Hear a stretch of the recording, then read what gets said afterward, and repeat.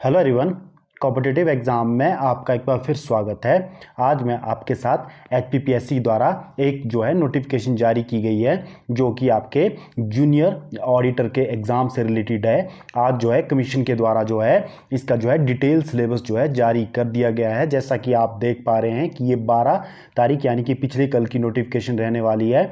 और यहाँ पर आप देख सकते हैं नोटिस और कमीशन यहाँ बताया है कि इसमें कितनी कितनी वैकेंसीज है। तो आप यहाँ देख सकते हैं कि इसमें 37 टोटल वैकेंसीज है, जिसमें कि 16 जनरल की, एससी की 9, एसटी की 1 और एससी ऑफ एचपी बीपीएल की 1, SC of ward of freedom fighter की 1, एसटी ऑफ एचपी बीपीएल की 1, ओबीसी की 4, ओबीसी बीपीएल की 1 और ईडब्ल्यूएस की 3 वैकेंसी जिसमें फिल होनी है।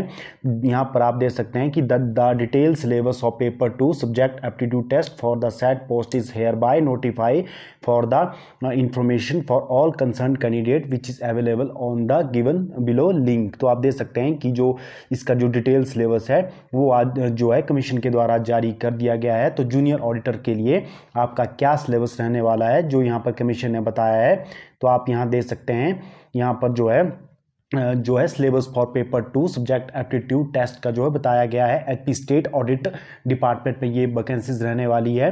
तो आप देख सकते हैं कि जो पार्ट 1 आपका रहने वाला है जो कि 50 मार्क्स का है, कॉमन फॉर ऑल कैंडिडेट, यानी कि इसमें जो है फर्स्ट पार्ट जो है आपका कॉमन सभी के लिए कॉमन रहने वाला है, क्योंकि आपको पता है कि ऑडिटर की जो क्वालिफिकेशन थी इसमें कॉमर्स स्टूडेंट, इकोनॉमिक्स या स्टैटिस्टिक्स यदि आपने कर रखी थी तो वो इसके लिए अप्लाई कर सकते थे और कर सकते थे। तो आप देख सकते हैं कि अलग अलग कैंडिडेट के लिए ये जो फर्स्ट पार्ट जो है ये सभी के लिए सेम रहने वाला है। आप देख सकते हैं कि इसमें जो है फर्स्ट आपका जो सिलेबस है वो फाइनेंशियल अकाउंटिंग आपको ये तैयार करना होगा। उसके बाद बिजनेस लॉ, और उसके बाद आप देख सकते हैं कि प्रिंसिपल ऑफ मार्केटिंग, और उसके बाद फंडामेंटल ऑफ फाइनेंशियल मैनेजमेंट, जितने भी टॉपिक इसमें रहते हैं वो सभी आपको तैयार करने होंगे। और income tax law and practices ये भी आपको तैयार करना है। ई कॉमर्स आपको तैयार करना है, और बैंकिंग एंड इंश्योरेंस ये भी आपको पूरा तैयार करना है। उसके अलावा फंडामेंटल्स ऑफ इन्वेस्टमेंट ये भी आपको तैयार करना है।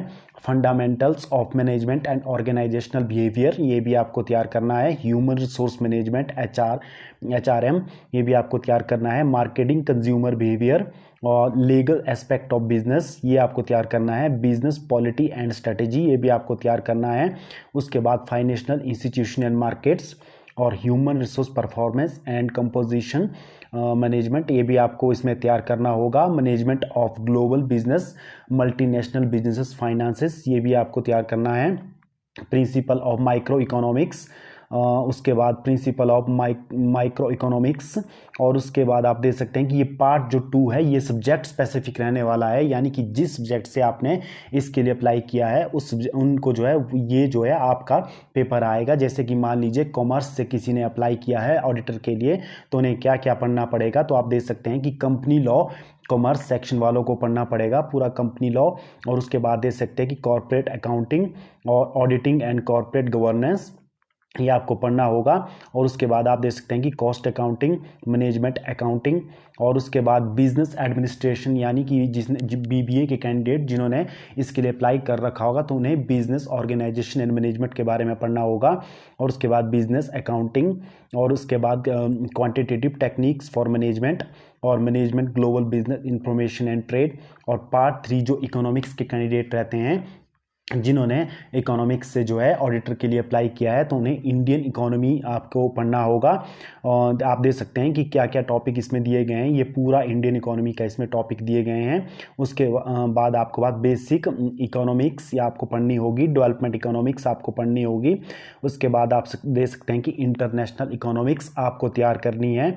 और उसके बाद मैथमेटिकल इकोनॉमिक्स ये भी आपको तैयार करनी है। उसके बाद स्टैटिस्टिकल मेथड्स आपको तैयार करने हैं। तो इस प्रकार जो है स्टैटिस्टिकल मेथड 2 आपको तैयार करने हैं, और रिसर्च मेथोडोलॉजी आपको तैयार करनी है। तो आप देख सकते हैं कि ये सारा जो सिलेबस है आपको तैयार करना होगा। काफ़ी जो है वास्ट सिलेबस इन्होंने इस बार ऑडिटर के लिए दिया है। तो आपको इतने सारे टॉपिक्स लगभग आपके 12th से लेकर के बीकॉम तक की सभी बुक्स आपको पढ़नी होगी, तभी आप जो है ऑडिटर का एग्ज़ाम क्लियर कर पाओगे। तो फर्स्ट जो मैंने आपको बता दिया कि फर्स्ट जो सेक्शन आपका 50 मार्क्स का है वो सभी के लिए कॉमन रहने वाला है, लेकिन जो सेक्शन 2 है आपने जिस भी सब्जेक्ट से यानी कि जिस भी ग्रेजुएशन डिग्री से इसके लिए अप्लाई किया है, जैसे कि मान लीजिए कॉमर्स के लिए अलग आएगा, इकोनॉमिक्स के लिए अलग आएगा और बीबीए सब्जेक्ट के लिए आपको अलग से क्वेश्चन आएंगे। तो इस प्रकार से इसका सिलेबस रहने वाला है और बहुत जल्द आपको जो है इस एग्ज़ाम की अब जो है एग्ज़ाम की जो है डेट अनाउंस एचपीपीएससी करने वाला है और कुछ दिन में आपको ये नोटिस भी मिल जाएंगे। सितंबर एंड या अक्टूबर में इसका एग्ज़ाम हो सकता है। तो ये आज की वीडियो आपको किस प्रकार की लगी? तो आज की वीडियो यदि आपको अच्छी लगती हो तो आप इस वीडियो को लाइक कर सकते हो, शेयर कर सकते हो एंड इसी प्रकार के फ्यूचर अपडेट के लिए आप हमारे चैनल कॉम्पिटिटिव एग्ज़ाम से जुड़ सकते हो। और इस पीडीएफ का जो लिंक है या इस पीडीएफ को मैं आपको अपने टेलीग्राम चैनल पर प्रोवाइड करवा दूंगा, आप हमारे टेलीग्राम चैनल से भी जुड़ जाइए। इसका जो लिंक है डिस्क्रिप्शन बॉक्स में आपको मिल जाएगा। तो आज की वीडियो के लिए इतना ही, धन्यवाद।